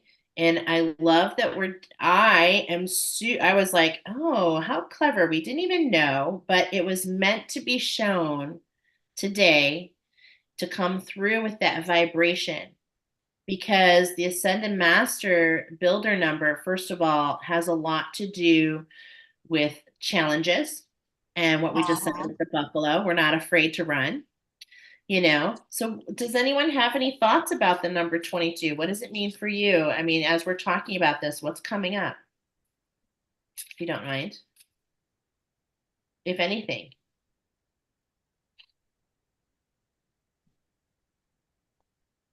coming into balance, because I just am seeing the two and thinking, that whole yin and yang is what I'm seeing, coming into balance, masculine and feminine coming into balance. Everything coming into balance in the polarities of what we're talking about, of abundance, right? Instead of having it a separate dualistic approach, coming into balance and coming into that center. Anybody else? That's awesome. Yeah. So for me, when I see 22, I see it as a mirroring, and I see it regarding relationships, whether it's Mm-hmm. relationship to self, to somebody else, to money, to health, Mm-hmm. to your body, to all of these things. But even when I see 22 as a mirroring, I see it as a bunch of mirrors, mirrors, mirrors, mirrors, reflecting, reflecting, reflecting. But just that reflecting is more of a multiplier. So it's like, in a positive sense, multiplying all the areas and enhancing all the areas in which your relationships, you and all of your relationships, for everything. Like it's Mm-hmm. opening doors, it's opening abundance, it's opening Partnership, it's so much community, partnership. Yes, exactly. friendships. It is who you are in the world and where you're meant to kind of spread your love, spread your energy, and heal and grow. And I love it. It's beautiful. I'm glad you brought that up. Yeah, because it's like a master builder number. And I know on this channel, we attract all kinds of people working with the masters. Hello, which is Yeah. why we are want to go live and get you familiar. Many of us called to be masters teachers. Many of us stepping into our own mastery. Well, one step at a time, completely blindfolded, hopping on one foot, right? Jackie, what comes up with for you? We kind of talk about how if numbers speak to you, or hey, Jackie, can we hone in on your brilliance of the relationship of the collective in 22? Can we do that? Well, no pressure, no. What did come in is some of the stuff that you were saying around the mirror, and then I kept seeing like two symbols just building off of each other and reverberating. And then I got to play with it. I was like, 2 + 2 is 4. And I got so excited because I'm like, 4 is like the emotional abundance number, the heart chakra. And I'm like, oh, all this creation in abundance through the emotional, through the heart chakra, through the sacral.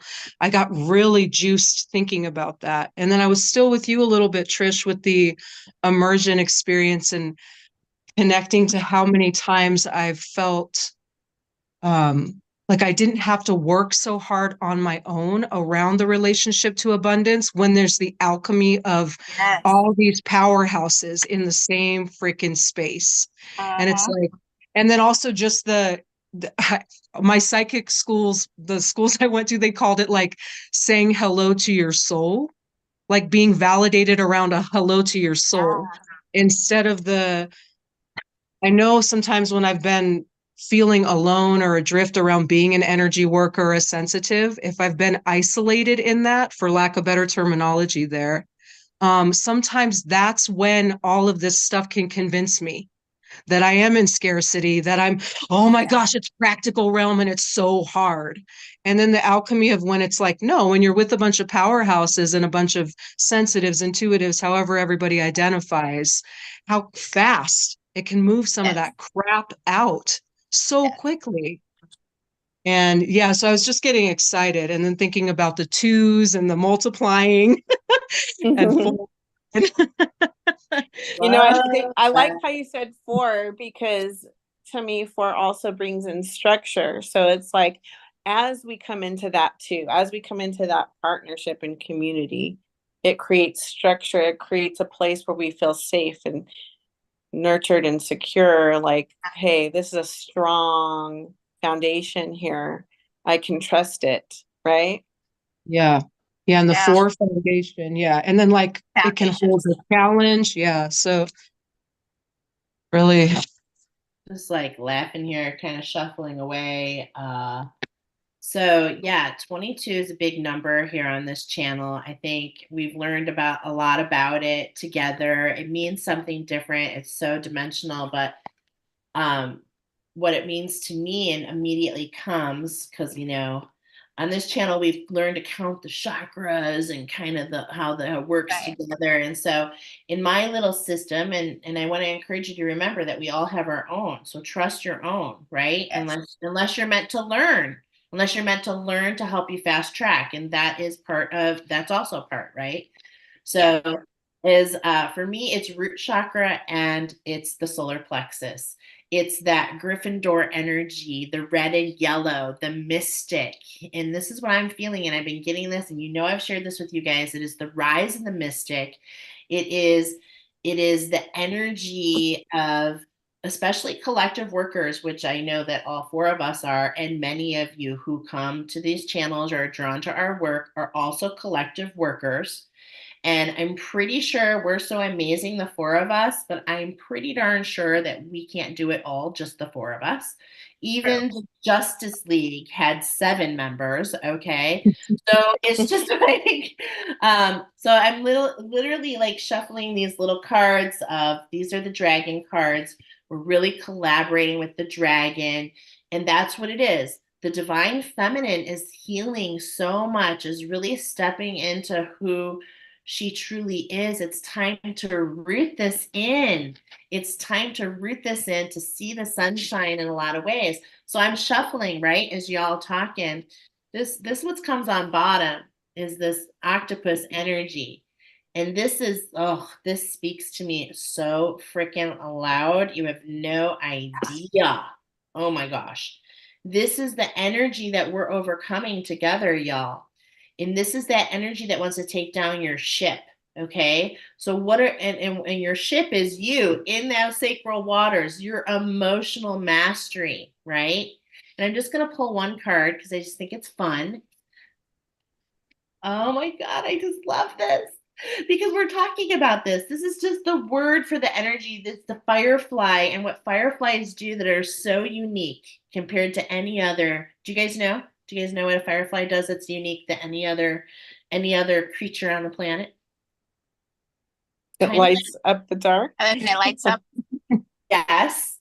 And there are special moments when where they all light in synergy and in synchronicity together. And this is what's bringing light into those depths. Okay. So what have you been calling out for? And there it is. She said it. I was on this card. I cut to it. Where Swan. are you at? Is that the swan? Yeah. Yes. It's the swan. Look, me and swans have been going with it. Like, okay. Oh, I know. I know. I know. But I love this. It's like this water and this land. It's time, collectively speaking, it's time for us to manifest truly what has been amiss. All of these, like I've got this, I love that show, Jackie, Merlin. I've got all these like different shows kind of popping in my head. Like where just things went so amok and like we created all these ideas of you're bad because, you put a spell on me and blah, blah, blah, blah, blah. And it's like we're going through a time that we're kind of undoing those ideas that kind of take us down. The octopus can regenerate. It can let go of like how it held. And like, there's just, I mean, we could talk about this card for the next 3 hours. Yeah. And I want you to remember this card when I am called, when it happens. There is an oracle I am dying to do, but I'm gotta wait. And this card will be at the forefront of that. And I cannot wait to do that. So I love that. Go ahead. No, you're good. So I was going to step in with some of the comments we're having. Let's see. Go back. Okay. MD says, definitely a buffalo here, although I have a slimmer rump, laugh out loud. And she's saying, kindred spirits. Mary Bond says, I've been in hermit mode a while. And I said, thank you for connecting with us and coming out of hermit mode today. Mary Bond says, you are great. You guys are great. And as you were talking about everything with the cards, MD says, which is what we are doing. Absolutely. This is what we're doing right now. Yeah, this is what we're doing. And the more that we can get in synergy, the more that we can flash our light together, AKA the immersion. We're just going to like spoon feed it to you. Okay. I'm just like, that's what I'm getting, like going in the little baby jar. We're just taking that out. And you know how, do you guys remember I mean, what is like, I would open my mouth up and I'm like, but not that we're forcing it to you, but we're just bringing it to the forefront that there are choices, that there are things that you can do, Yeah. To find your middle, okay? Whatever that means for you, which is right here, this space, burden free, right? I love that. That's what true abundance is, don't you think? Mm-hmm. To be able to give back to the world without burden in any shape or form, man, that's pretty magnificent, actually, to be honest. Yeah. All right. Anything else coming up? We've been on for a while and we've been loving it. We've been doing all kinds of awareness, and insights are coming to those who will catch this. There's purpose Mm-hmm. to everything. But, I want to touch base on something for not just the people who are viewing right now, but those who are going to catch this in the coming days and weeks. Anytime that there is, and I feel like the reason this video or this live was brought together was because there was like a scarcity belief around the cost of our immersion, right? So yeah, I kind of just wanted to share with you guys that when we were hosting or when we were putting together our first one, I was the one who was like, "Oh, that's a little too much. Are you sure? yeah, We're not going to get anybody at that price." And, I was saying all of these things because I did grow up in a spiritual household, and my mom did readings for people and clearings for people. And she did them for free because she believed this is a gift from God. You don't charge, you don't attach money to that. So I still have some of that mindset, within me, even though I do charge now. I was like, "Ooh, don't we want to make this affordable for everybody?" And what we both kind of pulled each other aside, me and Jolen. She was like, "Listen, like, this is a mindset thing. Just, and once I was able to take the back seat and be the observer there, what happens is we started filling slots and filling slots and filling slots, even last minute, because last time we did it as a tier based. So it went up every month in price. And I remember like biting my nails, like, oh my gosh. And we ended up filling the house. And now it's like knowing how much work that we put in there energetic wise, that just everything we put into the program, to the food, to the little necessities, through the little extras, it's still very affordable. And I was looking at some immersions and some retreats that are taking place even now.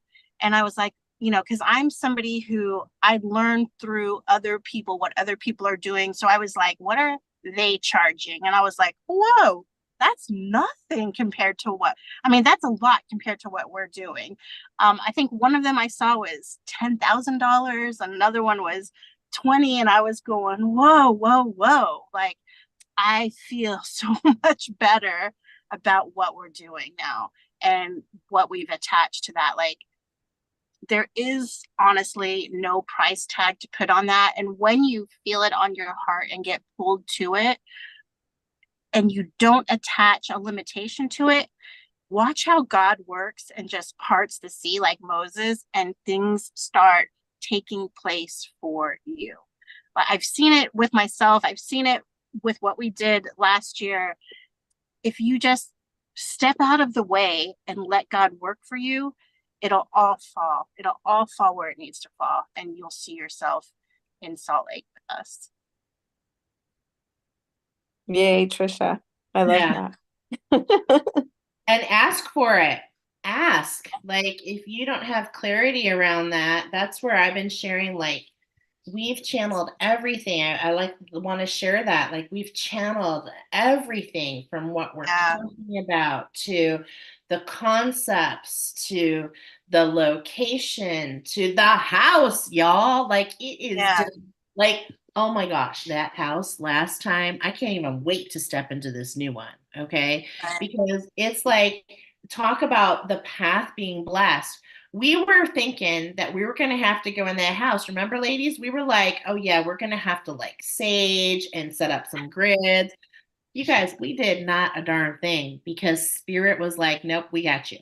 It was Yeah. the most serene house. And like Jackie, I remember she had all the things come in her way, trying to get her, like, there was a lot of things that were coming in that were gonna, like try to deter her from her flight. I mean, can you just kind of take us a little bit, like maybe from the beginning? Because I think what I love about your perspective, Jackie, is like you were at the retreat. We met each other, and then like this is just a testament to like, I don't want to say the growth because it's like it was just a synergy. It was just like it just fell together, which was beautiful. But like from the beginning, like just like your friend, first of all, she was charged. Okay. So if you have any issues on the website, I understand. Just let me know. Okay. You were charged twice. It started from Mhm. there. Yeah. So yeah, I mean, I am kind of like, again, I told you I embody the stuff that Yeah. to release the Krakens, right? Yeah, from the beginning. Well, first of all, when I got the hit to go, it was such a strong, I literally wasn't working at all. I got really sick. I actually had to take, I was finally like, I call it like a forced break. I'd always had the intention of like, okay, I'm going to take a little time off from clients and never did it. And then it was like, that's the timing. The timing was right when I literally was not having sessions come in, what went on food stamps and Medicaid, like really just all this stuff coming in. And then boom, here's Nicolette. I'm listening to Nicoletta. Michele, I went on yours and we're doing this. And I was like, damn it, because I could feel the pull, right? And it's like so challenging because it's right when no income really coming in monetarily.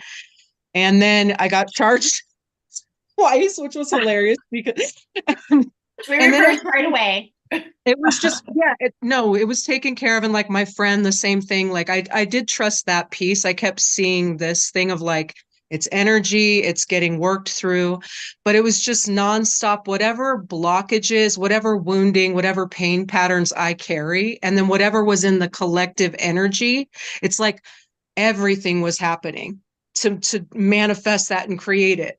And I kept still feeling the tug of like, no, do this. I mean, the airport, how I missed the flight. I missed what was it? The people. I missed Robert picking me up. So then it was like almost having to pay for Lyft. Luckily, there was this beauty in somebody coming and getting me, but I was still at the airport much longer than what had planned. There was a huge delay in I mean, it just was nonstop. And even when I got to the house, right?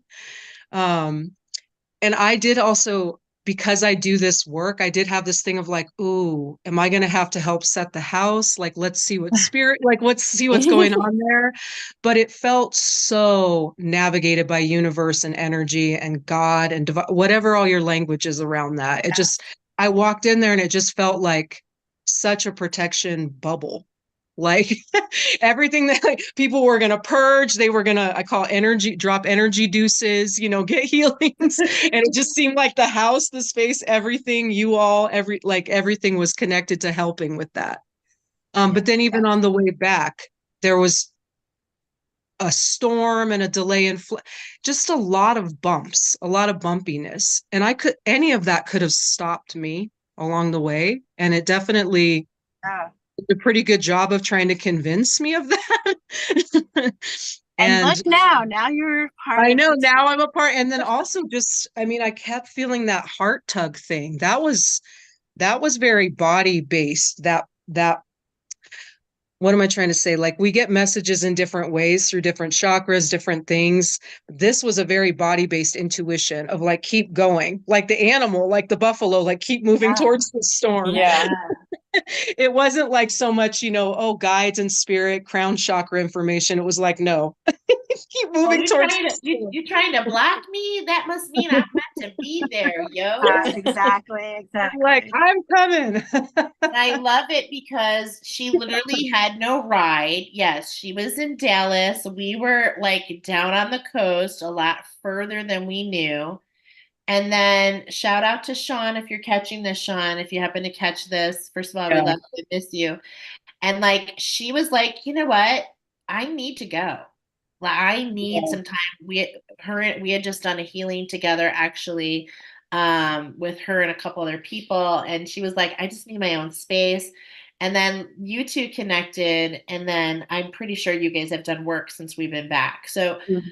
what is the universe saying? You know, the universe is just constantly reminding us to really keep our head in check, to follow our heart.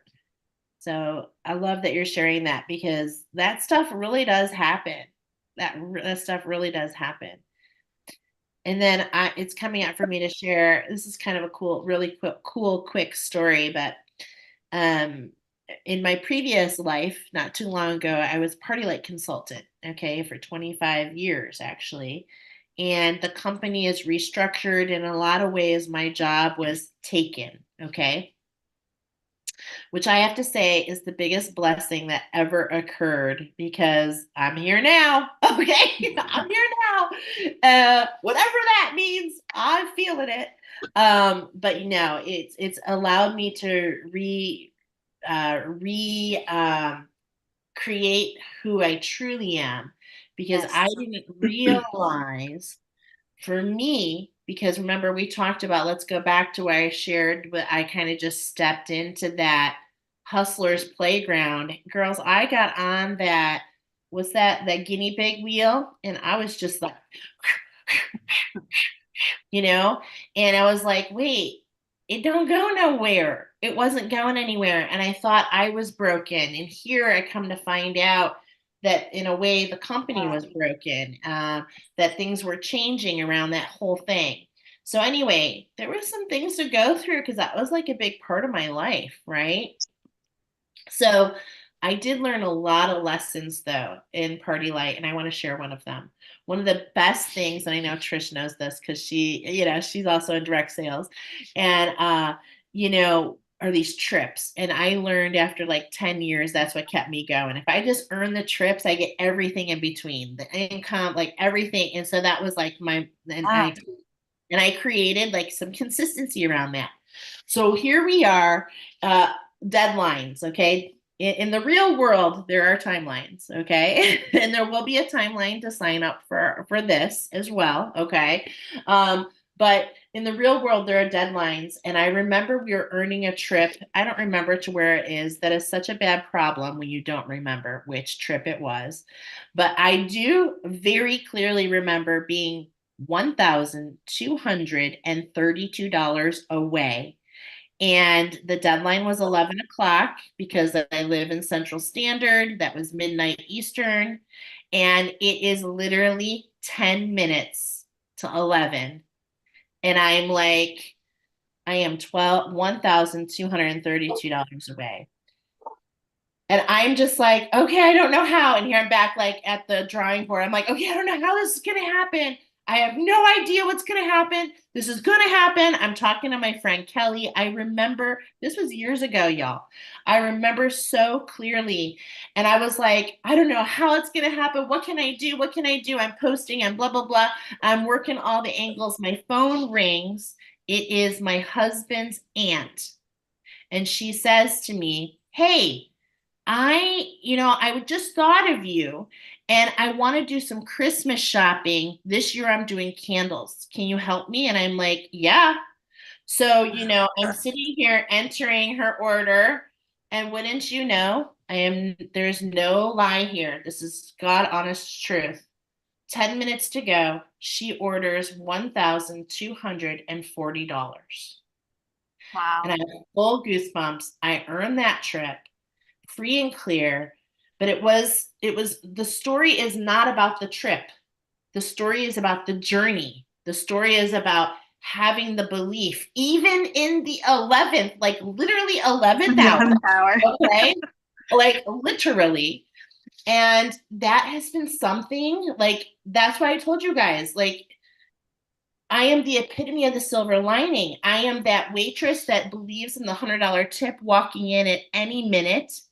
I am that bartender these are true jobs, jack of trades, master of some soon. So I will stuff those blue cheese olives because it's just like when you give your best with love, the universe goes out of its way to reward you.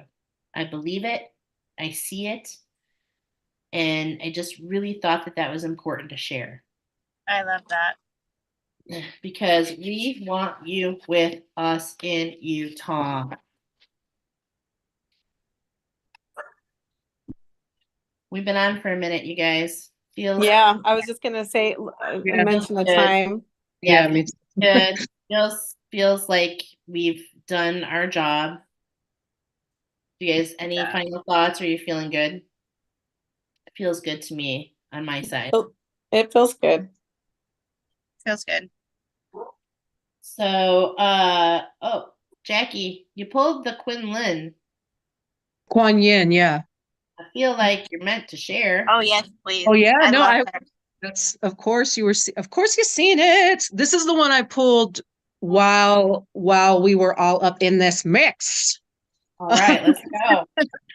The Phoenix will rise. Yeah. Now I'm not great at show. Yeah, the Phoenix will rise. You are not permitted to enter into the divine fire of personal transformation unless you are capable and worthy of the challenge. The reward bestowed at the other side of the journey is such that all suffering throughout is redeemed. Love that. Yes. No matter what struggle you have endured, you shall rise again. This is your destiny. I receive it. I love that. Yes. So that is the one that I pulled during this. And it's 222 here. Nice. Oh my God. Awesome. That is so Sure is. beautiful. Yeah, 322 here. And you did the Kuan Yin, which my familiarity with her, I don't know about you guys, is I know that I've done this meditation that was shared with me. It was so beautiful. And I know that she's associated with the pink dragon. So we're talking about dragons. We're talking about being in the mountains. We're talking about how that is the perfect place to get in touch with who you are so that you can like redeem not only yourself, but all the lifetimes to get to this moment. Yes. You can't just let a little money fear or a little something get in the way. Yeah. Oh, that was perfect. I love it. Love it. Jolen, got any finishers? You good? I'm just excited to see, the people, the comments. Seems like everybody's in agreement with us, saying yes, yes, yes. Absolutely. I try to always follow my intuition. I think we have had some really good people join us, and I'm glad that you participated. And I'm grateful to have this time with you guys as well. Absolutely. I love that. And if you know anyone that needs this message, share this with them. Share it.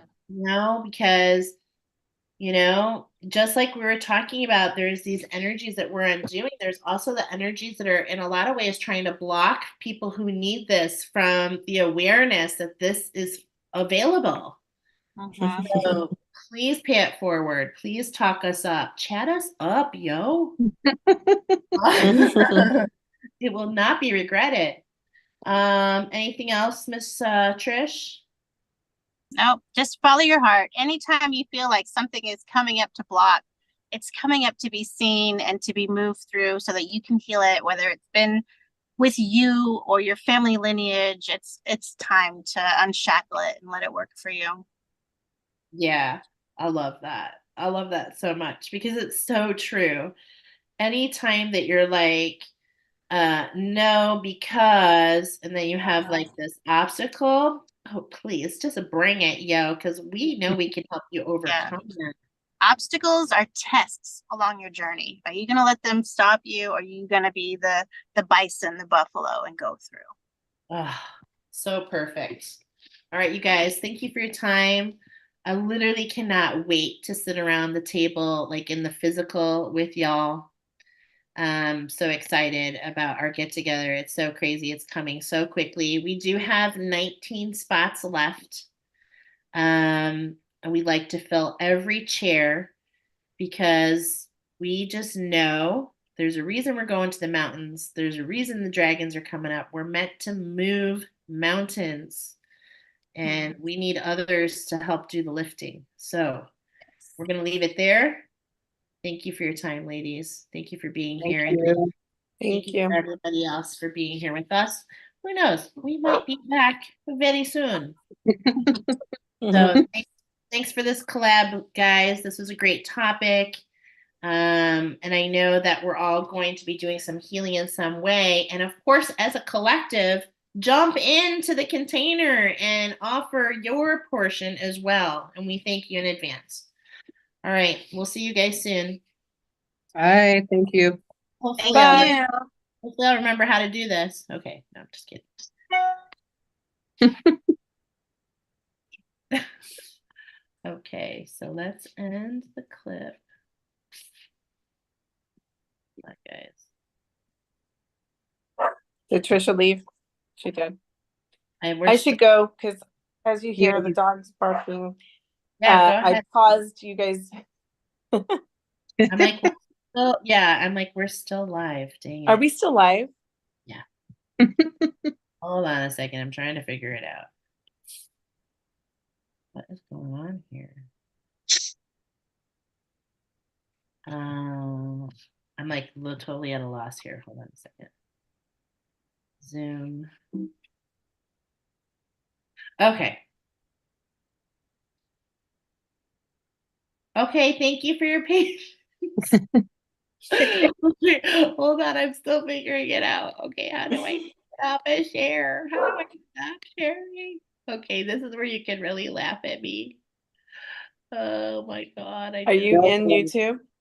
Hold on, I'm in Zoom, but I have to turn it off. We're still live. Okay. Share screen. How do I stop sharing my screen? Oh my Lanta. This is